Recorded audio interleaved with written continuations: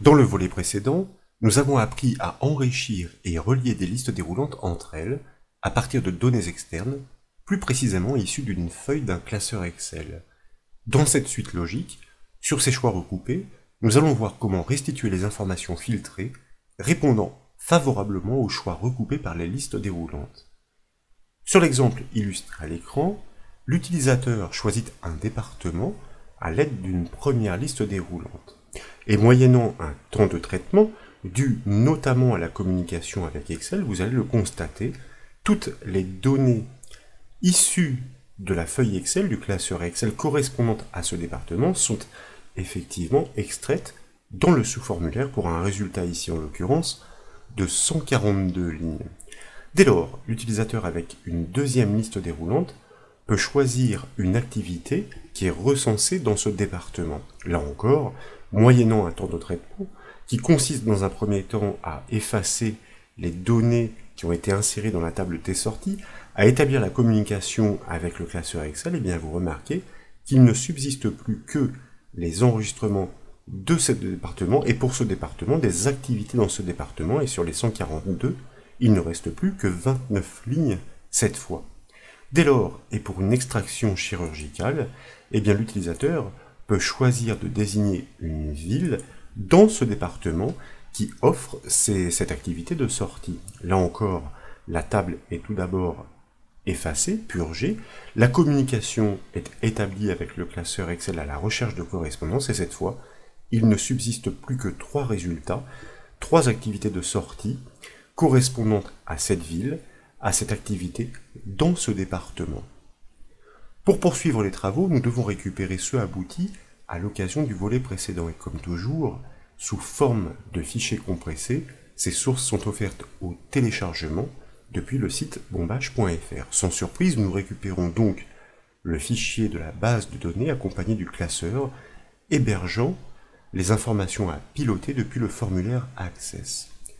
Pour débuter, je vous invite à double-cliquer sur le fichier de la base de données pour l'ouvrir dans Access, puis à cliquer sur le bouton « Activer le contenu » du bandeau de sécurité. Dès lors, dans le volet de navigation sur la gauche, nous allons double-cliquer sur le formulaire FVille pour l'exécuter.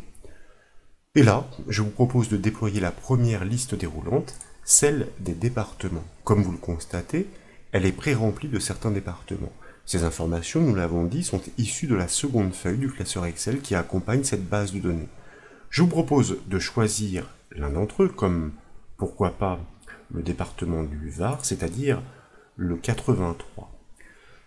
Et ainsi, si vous déployez dans l'enchaînement, après le traitement, la deuxième liste déroulante, eh bien, vous remarquez que, par choix recoupé, elle offre uniquement les activités qui sont recensées pour le département choisi en amont. C'est la raison pour laquelle nous sélectionnons maintenant l'une de ces activités, et là encore, après un temps de traitement, eh bien, il ne subsiste plus que les villes qui offrent cette activité dans ce département. Nous pourrions par exemple choisir Saint-Tropez, et nous le verrons, nous devons maintenant livrer par restriction en cascade eh bien, toutes les informations qui correspondent à ces 3 choix recoupés. Donc, là encore, les données sont à piocher dans le classeur Excel, mais plus sur la même feuille. Nous allons le constater. C'est la raison pour laquelle, à la racine du dossier de décompression, je vous invite maintenant à double-cliquer sur le fichier du classeur pour l'ouvrir dans Excel. Nous débouchons sur la seconde feuille. Elle est nommée liste. C'est elle que nous avons questionnée en VBA lors du premier volet pour articuler la liste déroulante sur le formulaire Access. En bas de la fenêtre Excel, je vous invite maintenant à cliquer sur le premier onglet pour afficher sa feuille. Elle est nommée BD sortie. C'est elle qui accueille la base des informations que nous allons devoir sonder à la recherche des activités de sortie concordant avec les choix recoupés par l'utilisateur depuis le formulaire Access. Comme vous le remarquez, la structure de cette table est spéciale. Les informations à récolter sont inscrites une colonne sur 2. C'est ainsi que le nom, le département, l'activité et la ville sont respectivement renseignés en colonnes 2, 4, 6 et 8. Ces indices sont importants. Nous en aurons besoin pour pointer sur les bonnes colonnes par le code VBA Access. Pour réaliser cette extraction chirurgicale, nous proposons de créer une procédure unique et indépendante. Elle devra donc être appelée à chaque changement de valeur dans l'une ou l'autre liste déroulante. C'est elle qui doit détecter si les 3 listes sont à recouper, ou seulement les 2 premières, ou encore s'il s'agit de ne considérer que le département. Tout dépend de la progression dans les choix opérés par l'utilisateur sur le formulaire Access. Pour poursuivre donc, je vous invite maintenant à fermer ce classeur Excel, puis à revenir sur le formulaire Access. Et là, nous allons réaliser le raccourci clavier Alt F11, comme vous le savez, pour basculer dans l'éditeur VBA Access. Nous découvrons ainsi le code VBA du développement précédent, celui qui a permis d'articuler ces listes déroulantes sur la base des données du classeur Excel. Et sous la dernière procédure, qui se nomme changer valeur, eh bien, je vous propose de créer la procédure que nous allons nommer remplir. C'est une procédure qui va consister, bien sûr, à extraire les données depuis le classeur Excel pour les insérer dans le sous-formulaire, plus précisément dans la table source du sous-formulaire. La procédure remplir, donc, et bien sûr, nous devons commencer par procéder à la déclaration des variables. Comme nous devons piloter Excel, nous allons commencer par déclarer 3 objets qui vont, dans un premier temps, avec la variable fenêtre, que nous allons typer comme un objet de type Excel.application. Eh bien, cette variable fenêtre doit piloter une instance d'Excel. Et grâce à cette instance, nous devons pouvoir pointer sur le classeur précis reconnu, ou plutôt pointer par son chemin d'accès. C'est la raison pour laquelle nous déclarons un objet que nous nommons classeur et que nous allons typer cette fois-ci comme un objet de type Excel.workbook pour classeur. Dans ce classeur, nous avons besoin de pointer sur l'une de ces feuilles. Donc, nous déclarons un 3e objet que nous nommons feuille et que cette fois-ci, nous typons comme un objet de type Excel Work, oui, mais plus Workbook, Worksheet pour feuille. Je vous rappelle que ces déclarations sont rendues possibles grâce à la référence à Microsoft Excel qui a été ajoutée au projet. Nous l'avions d'ailleurs constaté lors du premier volet de ce développement. Vous voyez, outil référence, cette case est cochée, Microsoft Excel 16.0. Ce 16.0, ce numéro, dépend de la version d'Office qui est installée sur votre ordinateur. Pour pointer sur ce classeur, nous avons besoin d'une variable capable de mémoriser le chemin d'accès. C'est la raison pour laquelle je vous propose de déclarer une variable que nous nommons explicitement chemin et que nous typons comme un texte as string. Naturellement, nous allons devoir parcourir chaque ligne de la base de données à la recherche des concordances. C'est la raison pour laquelle nous déclarons une variable que nous nommons ligne et que nous typons comme un entier classique. Et en plus de ce que nous avons déclaré lors du volet précédent, cette fois nous avons besoin de prendre possession de la base de données en cours. Pourquoi? Eh bien parce qu'à chaque enregistrement concordant sur ces choix recoupés, nous allons devoir insérer les données issues d'Excel dans la table des sorties. Donc nous allons devoir exécuter une requête insertion. Pour pouvoir exécuter une requête insertion dans cette base de données, faut-il encore pouvoir la piloter? C'est la raison pour laquelle je vous propose de déclarer un nouvel objet que nous nommons base et que nous déclarons, que nous typons comme un objet de type database, un objet de base de données. Et pour pouvoir exécuter une requête SQL, faut-il encore mémoriser, stocker sa syntaxe dans une chaîne?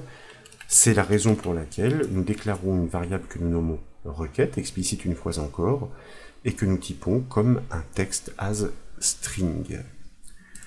Maintenant que les variables existent, nous pouvons les initialiser pour prendre possession de la base de données Access et du classeur Excel.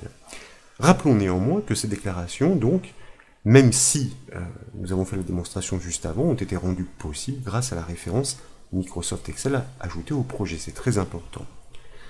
Après la déclaration des variables, donc, nous passons à la phase d'initialisation. Lorsqu'il s'agit d'un objet, mot-clé 7 pour l'initialisation, en commençant par notre objet base. Et là, nous allons appeler la fonction VBA Access CurrentDB, qui parle d'elle-même, qui permet de pointer sur la base de données en cours. C'est ainsi que notre objet base hérite des propriétés et méthodes pour piloter cette base de données. Puis nous nous positionnons sur la première ligne cette fois-ci du tableau Excel, à partir duquel il s'agit d'extraire les données, eh bien, cette première ligne est la ligne 2 après la ligne d'en-tête. Dès lors, nous devons reconstituer le chemin d'accès au classeur qu'il va s'agir d'ouvrir en mémoire pour pouvoir aller puiser dans ces informations. Ce classeur est extrait et décompressé avec la base de données dans le même dossier. Donc, je vous propose de pointer dans le dossier de la base de données en cours grâce à l'objet Application qui propose une propriété qui se nomme Current Project, qui désigne le projet en cours, et qui offre une propriété enfant qui se nomme Path, passe pour chemin, qui livre donc le chemin d'accès au dossier de la base de données en cours, auquel nous allons concaténer entre guillemets et anti-slash pour bien rentrer dans le sous-dossier le nom du classeur. Là, voyez-vous, pour ne pas prendre de risque dans la reproduction du nom, je vais aller le prélever par copier et par coller, suite à quoi nous pouvons bien sûr fermer les guillemets. Ainsi, notre variable chemin, désormais, détient le chemin d'accès complet à notre classeur Excel qu'il s'agit de piloter. Et précisément, eh bien, nous allons maintenant commencer par initialiser notre variable fenêtre de manière à instancier la classe Excel pour créer une nouvelle instance d'Excel, comme il est de coutume en exploitant notre fonction VBA create object qui permet d'instancier des classes externes, et en l'occurrence, en fonction du paramètre, en l'occurrence ici, avec le paramètre excel.application, eh bien nous instancions la classe Excel. Désormais, c'est notre objet fenêtre qui hérite des propriétés et méthodes pour piloter Excel. Pour preuve, dans l'enchaînement, puisque dans cette instance, nous devons pouvoir piloter un classeur précis, et dans ce classeur, une feuille précise, nous commençons par initialiser notre variable, notre objet classeur, grâce à notre objet fenêtre, pour pouvoir atteindre sa collection Workbooks, qui désigne eh bien, les classeurs au sens large, mais grâce à sa méthode enfant open, nous allons pouvoir désigner quel est précisément le classeur à atteindre, à ouvrir, en lui passant en paramètre le chemin d'accès que nous avons reconstitué précédemment. Puisque maintenant nous sommes en mesure de piloter ce classeur grâce à la variable classeur, eh bien, nous devons initialiser la variable feuille pour pouvoir pointer, grâce à cet objet, sur la première feuille de ce classeur qui, je vous le rappelle, se nomme BD sortie. Et là, eh bien, notre objet classeur propose la collection Worksheets qui, par défaut, désigne toutes les feuilles de ce classeur. Mais nous souhaitons pointer sur une feuille précise. Donc, en paramètres et entre guillemets, nous lui précisons par son nom la feuille BD underscore sortie. Suite à cela, ce n'est pas tout à fait terminé. Je vous propose un dernier petit réglage dans cette phase d'initialisation. Nous allons exploiter la propriété visible de notre objet fenêtre de l'instance Excel pour la régler à false. Nous l'avions expliqué lors du volet précédent. L'objectif est intéressant, est important. Ce traitement, lorsque nous allons effectuer ces choix recoupés sur le formulaire Access par les listes déroulantes pour extraire les données issues d'Excel, consiste à livrer les données sur le sous-formulaire en toute transparence. Il n'est pas question, à chaque choix, d'ouvrir une fenêtre Excel. C'est la raison pour laquelle nous réglons cette propriété à false. Maintenant que les objets sont initialisés, à partir de la deuxième ligne du classeur Excel, nous devons parcourir toutes les informations de la base de données tant qu'il existe des données précisément, donc tant que la cellule n'est pas vide dans la première colonne, la B. Et pour cela, nous devons engager une boucle do-while.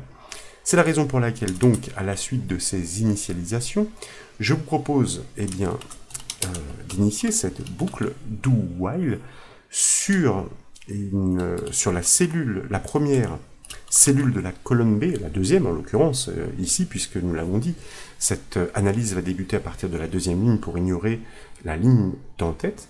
Notre objet feuille qui pointe bien sur la feuille en question, c'est-à-dire BD sortie, qui nous permet d'atteindre la collection cells, c'est-à-dire la collection de toutes ces cellules, mais là en l'occurrence nous allons lui préciser, en lui indiquant ses coordonnées, la ligne et la colonne.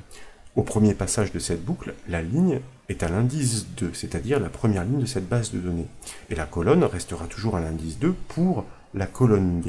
Point value pour atteindre son contenu, tant que cette cellule n'est pas vide.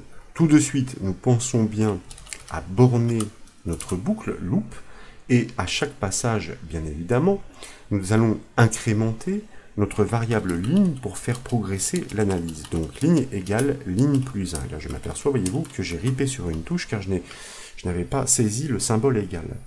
De cette manière, tant que sur cette deuxième colonne, la colonne B, la cellule en cours d'analyse n'est pas vide, eh bien nous allons déplacer l'étude sur la cellule de la ligne suivante, et ainsi de suite, et ainsi de suite, et ainsi de suite. L'objectif sera d'effectuer la comparaison avec les choix recoupés par les listes déroulantes définies par l'utilisateur, de manière à savoir si nous tombons bien sur des enregistrements qui correspondent au département, à l'activité et à la ville. Et donc, comme notre requête, ou notre syntaxe SQL de la requête sera toujours la même, avant d'étudier les différents cas qui peuvent se présenter, est-ce que l'utilisateur a bien déployer les 3 listes déroulantes, ou seulement les 2 premières, ou encore, est-ce qu'il n'a défini que le département? Eh bien, dans tous les cas, la syntaxe de la requête SQL sera toujours la même. C'est son exécution qui va varier en fonction des choix émis par l'utilisateur. Comme vous le savez, cette requête est une requête ajout, donc insert into. Elle doit agir sur la table tsortie, donc nous l'inscrivons juste après cette clause.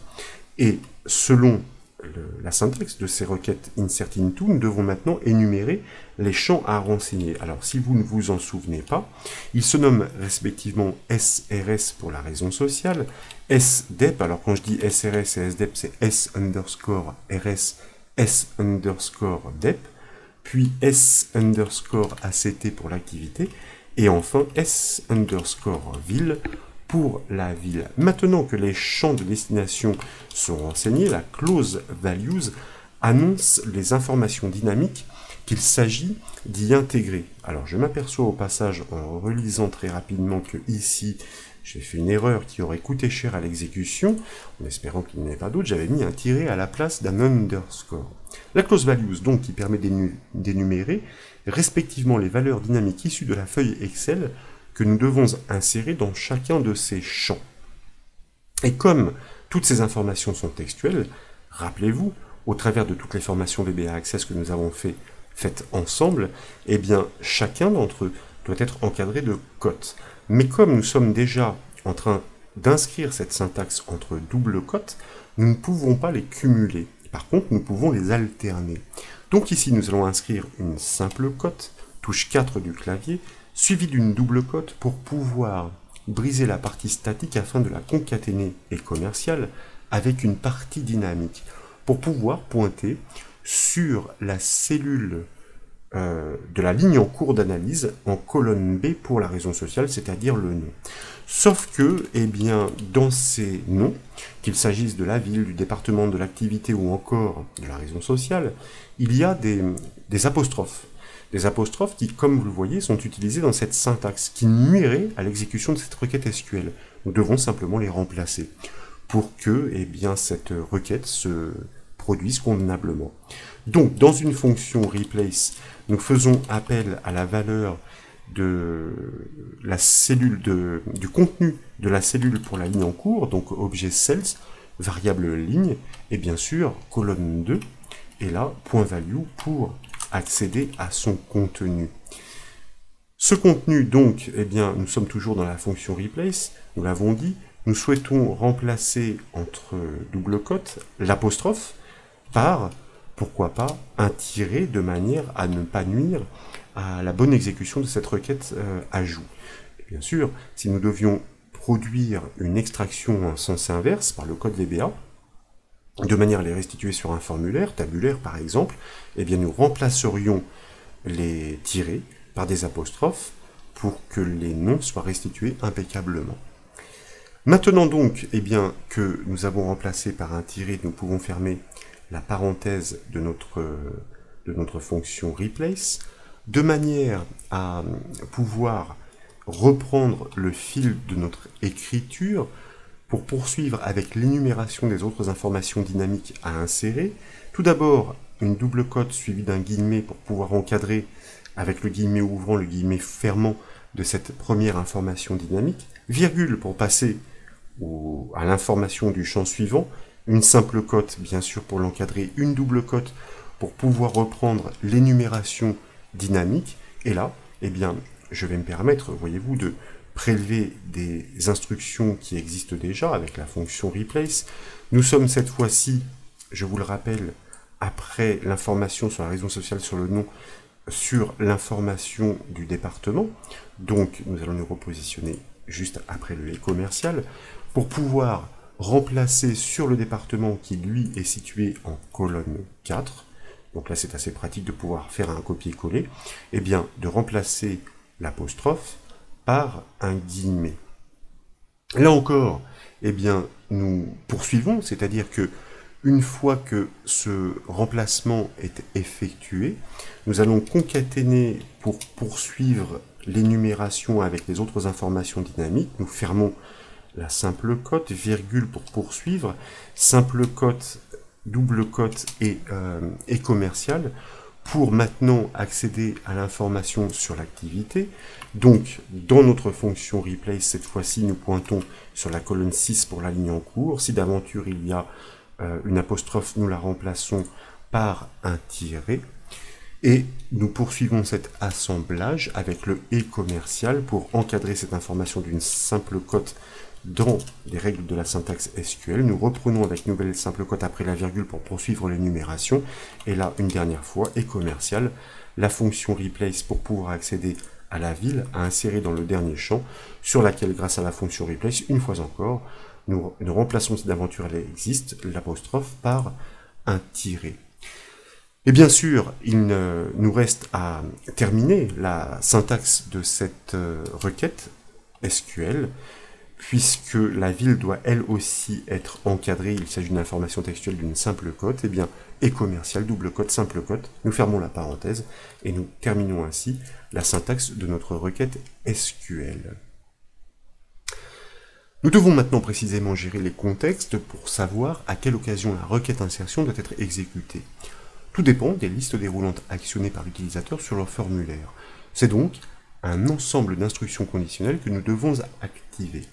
C'est la raison pour laquelle, donc toujours dans les bornes de cette boucle, avant l'incrémentation de la variable ligne, c'est-à-dire pour le traitement de la ligne en cours dans le classeur Excel, eh bien, nous allons commencer à engager une instruction conditionnelle if pour savoir si la liste déroulante du département propose bien une valeur. Elle se nomme dep, nous l'avions constaté à l'occasion du premier développement. If dep.value est différent de guillemets, et que dans le même temps, close end, notre liste déroulante des activités, alors là forcément IntelliSense n'allait pas se déclencher car j'ai fait une faute de frappe, activite.value, de la même façon, est différent de guillemets, signifiant à ce stade que dans le même temps, l'utilisateur a bien défini et un département et une activité, et que dans le même temps, il a bien défini une ville. Et en l'occurrence, la liste déroulante des villes se nomme ville au pluriel, ville.value, différent de guillemets. Dans ces conditions, then, que devons-nous faire? Tout d'abord, nous prenons bien soin de borner notre instruction conditionnelle. Et bien dans ces conditions, nous devons nous assurer, dans cette boucle qui scrute toutes les lignes de la base de données Excel, et bien que le département concorde, que l'activité concorde, et que la ville concorde. Si c'est le cas, alors nous devons exécuter cette requête SQL. Donc nous enclenchons une nouvelle instruction conditionnelle à l'intérieur de la première, pour pointer sur notre feuille, et plus précisément dans un premier temps, sur la cellule pour la ligne en cours qui concerne eh bien, la colonne 4 pour le département, donc, puisque je vous rappelle que... Alors, ligne virgule 4, autant pour moi, puisque je vous rappelle que la raison sociale est inscrite en colonne 2, donc feuille, cells, ligne virgule 4.value pour accéder à son contenu, est bien égal à dep, ou plus précisément à dep.value, c'est-à-dire le contenu qui a été choisi par l'utilisateur à l'aide de la première liste déroulante.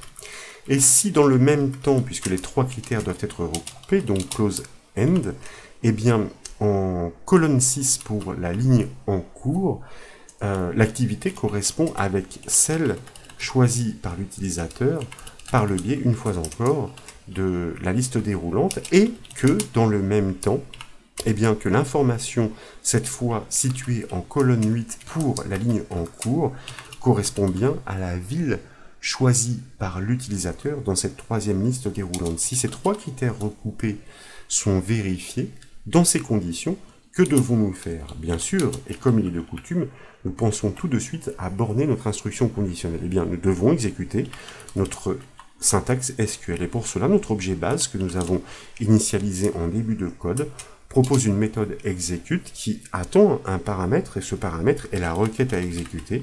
Cette requête est la syntaxe SQL que nous avons construite juste avant. Sinon, eh bien, si ces trois listes déroulantes ne sont pas déployées ensemble, que devons-nous faire? Je vais me permettre un petit risque. Voyez-vous, ici, je vais prélever un fragment qu'il va s'agir d'adapter scrupuleusement. Donc, comme vous le savez, le si-non-si se traduit par l'instruction VBA else-if. Si ces trois listes déroulantes ne sont pas recoupées ensemble, mais que seules les deux premières sont choisies, c'est-à-dire que seul un département et une activité sont définis par l'utilisateur. Dans ces conditions, nous devons extraire toutes les activités qui correspondent, sans tenir compte de la ville, aux activités dans ce département. Donc nous gardons bien les deux conditions sur les deux premières listes déroulantes, dep.value et activité.value. Et bien sûr, nous devons restreindre de la même façon l'analyse sur la feuille pour faire la correspondance seulement par rapport au département et seulement par rapport à l'activité, ce qui signifie en d'autres termes que nous allons suspendre ou plutôt supprimer le dernier critère qui concerne la ville. À ce moment-là, si effectivement ces deux listes déroulantes sont renseignées et que sur ces deux choix nous trouvons les correspondances dans la feuille Excel, nous exécutons notre requête SQL. Dans le cas restant, else, c'est-à-dire dans le cas où seule la liste déroulante des départements est définie et est utilisée, eh bien, nous souhaitons simplement trouver les correspondances par rapport au département, c'est-à-dire le département sur la feuille Excel avec la valeur du département désigné par l'utilisateur dans la liste déroulante. Si cette correspondance est avérée, alors nous exécutons notre requête SQL de manière à ce que notre application livre en masse tous les résultats concordants avec le département choisi, sans tenir compte ni du département, ni de la ville. Enfin, après la boucle, donc, une fois, alors, enfin, pas tout à fait, nous allons le voir, puisque cette procédure doit être appelée. Néanmoins, une fois que toutes les données ont été passées en revue, nous devons détruire les variables objets pour libérer la mémoire de l'ordinateur. C'est la raison pour laquelle, après la boucle, donc après l'instruction loop, tout d'abord, je vous propose d'exploiter le fameux objet d'OCMD avec sa méthode requery, comme vous le savez, qui permet d'actualiser les liaisons. L'objectif ici est de pouvoir, à chaque choix opéré par l'utilisateur dans une liste déroulante, eh bien, de rafraîchir la connexion entre le sous-formulaire et sa table source, dans laquelle, grâce à cette requête SQL, nous aurons inséré les nouvelles données pour pouvoir fournir visuellement l'affichage de ces extractions recoupées. Ensuite, nous procédons effectivement à la fermeture et à la destruction de nos variables objets. Donc, il y a tout d'abord la méthode close sur notre objet base, il y a la méthode quitte sur notre objet fenêtre, et ensuite il y a la réinitialisation de chacun de nos objets, en commençant par notre objet base que nous réinitialisons à nothing, tout simplement pour le détruire, le vider de la mémoire, et nous allons faire de même avec nos autres objets Excel. Il y a celui qui se nomme fenêtre, et enfin, il y a celui qui se nomme classeur. Et il y a aussi d'ailleurs, j'en oubliais un au passage, il y a celui qui se nomme feuille, cela va de soi, il s'agit bien d'un objet. Donc, et comme nous l'avons annoncé, il ne nous reste plus qu'à tester les extractions réalisées à chaque choix effectué par l'utilisateur par le biais de l'une et l'autre liste déroulante. Mais pour cela, cette procédure, remplir, doit être appelée à chaque changement opéré. Tout d'abord, donc, eh bien, je vous propose de remonter dans le code de manière à retrouver notre procédure dep change. Et après la procédure, l'appel de la procédure effacée, nous allons procéder à l'appel de notre procédure remplir. En effet, le processus d'extraction doit intervenir en toute fin, une fois que les listes ont été reliées et que la table servant de source de données au sous-formulaire a été effacée. Voilà les procédures qui permettent de relier ces listes. Ensuite, nous plaçons dans notre procédure ActivityChange, c'est-à-dire au changement d'activité dans la liste déroulante par l'utilisateur. Après la procédure effacée, de la même façon, nous appelons notre procédure remplir. Et dans notre procédure ViewChange, c'est-à-dire au choix d'une ville par l'utilisateur, là encore, après l'appel de la procédure effacée, eh bien nous procédons à l'appel de notre procédure remplir. Je vous propose d'enregistrer les modifications et de basculer sur le formulaire pour tout d'abord choisir un département à l'aide de la première liste déroulante. Et vous voyez que là, le processus est en cours. Notre sous-formulaire a bien été vidé, signifiant que notre table source a bien été, éliminée, effacée, purgée. Et comme vous pouvez l'apprécier, après un temps de traitement et d'échange d'informations avec Excel, ce sont bien toutes les activités de sortie du département demandé qui sont extraites, en l'occurrence ici, la Drôme, sur 134 lignes. Comme l'indique cette petite barre de navigation, il n'y a que le département de la Drôme. Donc, dans un deuxième temps, je vous propose dans ce département de choisir l'une des activités recensées sur la feuille Excel. Vous voyez que là, notre procédure effacée fait son œuvre, c'est-à-dire qu'elle vide cette table source. Ensuite, ce sont les autres procédures qui sont enclenchées, donc l'articulation des listes est déjà faite.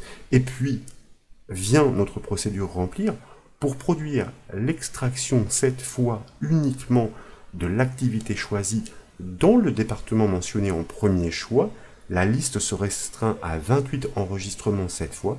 Il s'agit bien effectivement uniquement des hôtels-restaurants dans le département demandé. Et maintenant, si nous voulons une extraction chirurgicale, nous pourrions par exemple, dans ce département, il s'agit bien uniquement des villes du département de la Drôme, choisir le chef-lieu, c'est-à-dire la ville de Valence. Tout d'abord, et comme il est de coutume, notre table est vidée, et puis le processus d'analyse est enclenché sur notre feuille Excel à la recherche de tous les enregistrements concordants sur ces trois choix recoupés, et à l'issue, vous avez le plaisir de constater que la liste est restreinte à 8 résultats pour n'offrir que les hôtels-restaurants dans la ville de Valence appartenant au département de la Drôme, exactement comme nous l'avons demandé, avec ces trois listes déroulantes reliées en cascade sur des données externes issues d'Excel. Voilà donc pour ce nouveau développement en VBA Access, j'espère qu'il vous a plu. Si c'est le cas, comme toujours, je compte sur vous pour mettre un petit j'aime à la vidéo, et comme vous le savez, vous pouvez retrouver toutes les astuces et formations sur le site bombache.fr. Je vous remercie.